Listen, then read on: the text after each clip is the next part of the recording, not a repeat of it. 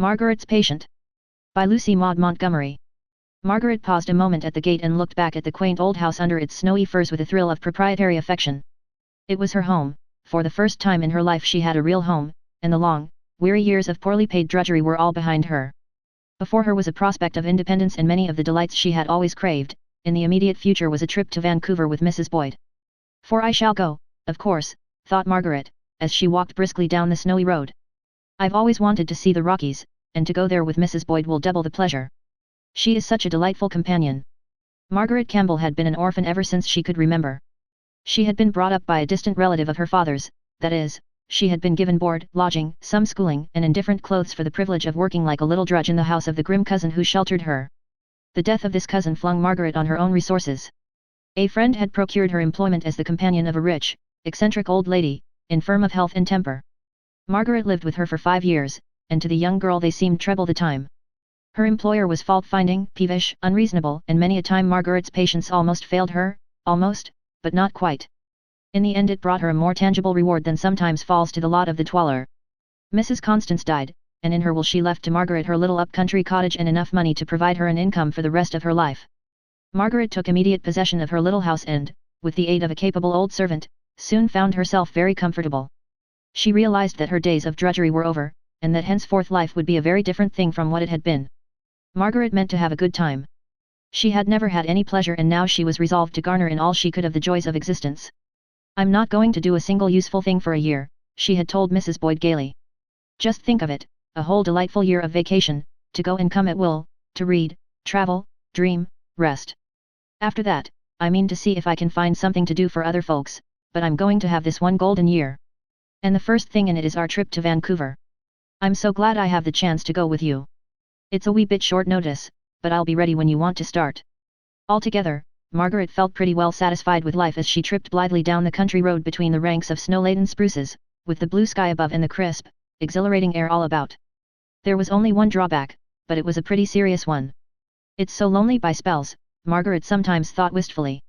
All the joys my good fortune has brought me can't quite fill my heart. There's always one little empty, aching spot. Oh, if I had somebody of my very own to love and care for, a mother, a sister, even a cousin. But there's nobody. I haven't a relative in the world, and there are times when I'd give almost anything to have one. Well, I must try to be satisfied with friendship, instead.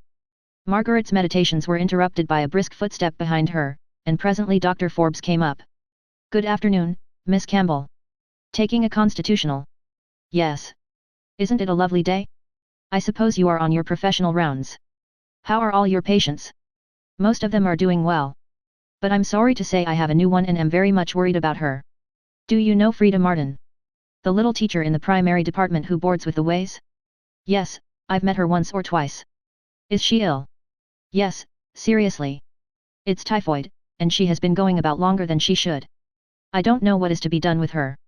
It seems she is like yourself in one respect, Miss Campbell, she is utterly alone in the world. Mrs. Way is crippled with rheumatism and can't nurse her, and I fear it will be impossible to get a nurse in Blythefield. She ought to be taken from the Ways. The house is overrun with children, is right next door to that noisy factory, and in other respects is a poor place for a sick girl. It is too bad, I am very sorry, said Margaret sympathetically. Dr. Forbes shot a keen look at her from his deep-set eyes. Are you willing to show your sympathy in a practical form, Miss Campbell? He said bluntly. You told me the other day you meant to begin work for others next year. Why not begin now? Here's a splendid chance to befriend a friendless girl. Will you take Frida Martin into your home during her illness? Oh, I couldn't, cried Margaret blankly. Why, I'm going away next week. I'm going with Mrs. Boyd to Vancouver, and my house will be shut up. Oh, I did not know. That settles it, I suppose, said the doctor with a sigh of regret. Well, I must see what else I can do for poor Frida. If I had a home of my own, the problem would be easily solved, but as I'm only a boarder myself, I'm helpless in that respect. I'm very much afraid she will have a hard time to pull through, but I'll do the best I can for her. Well, I must run in here and have a look at Tommy Griggs' eyes. Good morning, Miss Campbell. Margaret responded rather absently and walked on with her eyes fixed on the road. Somehow all the joy had gone out of the day for her, and out of her prospective trip. She stopped on the little bridge and gazed unseeingly at the icebound creek. Did Dr. Forbes really think she ought to give up her trip in order to take Frida Martin into her home and probably nurse her as well, since skilled nursing of any kind was almost unobtainable in Blythefield? No, Of course, Dr. Forbes did not mean anything of the sort. He had not known she intended to go away. Margaret tried to put the thought out of her mind, but it came insistently back. She knew, none better, what it was to be alone and friendless. Once she had been ill, too, and left to the ministration of careless servants. Margaret shuddered whenever she thought of that time. She was very, very sorry for Frida Martin, but she certainly couldn't give up her plans for her. Why, I'd never have the chance to go with Mrs. Boyd again, she argued with her troublesome inward promptings. Altogether, Margaret's walk was spoiled. But when she went to bed that night, she was firmly resolved to dismiss all thought of Frida Martin. In the middle of the night she woke up. It was calm and moonlight and frosty. The world was very still, and Margaret's heart and conscience spoke to her out of that silence, where all worldly motives were hushed and shamed. She listened, and knew that in the morning she must send for Dr. Forbes and tell him to bring his patient to Fir Cottage. The evening of the next day found Frida in Margaret's spare room and Margaret herself installed as nurse, for as Dr. Forbes had feared, he had found it impossible to obtain anyone else. Margaret had a natural gift for nursing, and she had had a good deal of experience in sick rooms. She was skillful, gentle, and composed, and Dr. Forbes nodded his head with satisfaction as he watched her. A week later Mrs. Boyd left for Vancouver, and Margaret, bending over her delirious patient, could not even go to the station to see her off. But she thought little about it. All her hopes were centered on pulling Frida Martin through, and when, after a long, doubtful fortnight, Dr. Forbes pronounced her on the way to recovery, Margaret felt as if she had given the gift of life to a fellow creature. "Oh, I am so glad I stayed," she whispered to herself. During Frida's convalescence Margaret learned to love her dearly.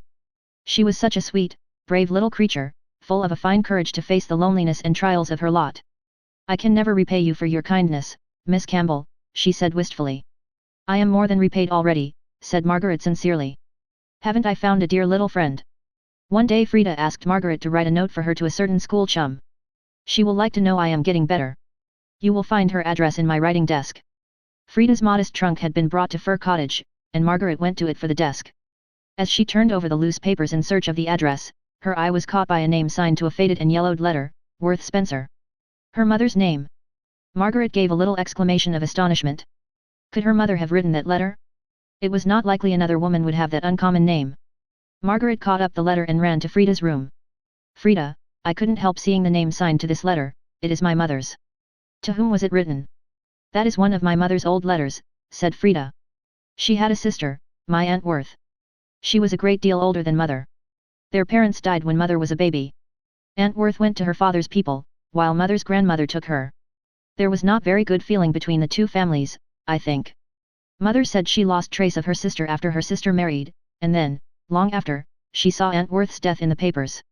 "Can you tell me where your mother and her sister lived before they were separated?"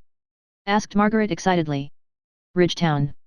Then my mother must have been your mother's sister, and, oh, Frida, you are my cousin." Eventually this was proved to be the fact. Margaret investigated the matter and discovered beyond a doubt that she and Frida were cousins. It would be hard to say which of the two girls was the more delighted. "Anyhow, we'll never be parted again," said Margaret happily. "Fir Cottage is your home henceforth, Frida. Oh, how rich I am! I have got somebody who really belongs to me. And I owe it all to Dr. Forbes. If he hadn't suggested you coming here, I should never have found out that we were cousins. And I don't think I should ever have got better at all," whispered Frida, slipping her hand into Margaret's. "I think we are going to be the two happiest girls in the world," said Margaret. "And Frida, do you know what we are going to do when your summer vacation comes? We are going to have a trip through the Rockies, yes, indeedy. It would have been nice going with Mrs. Boyd, but it will be 10 times nicer to go with you."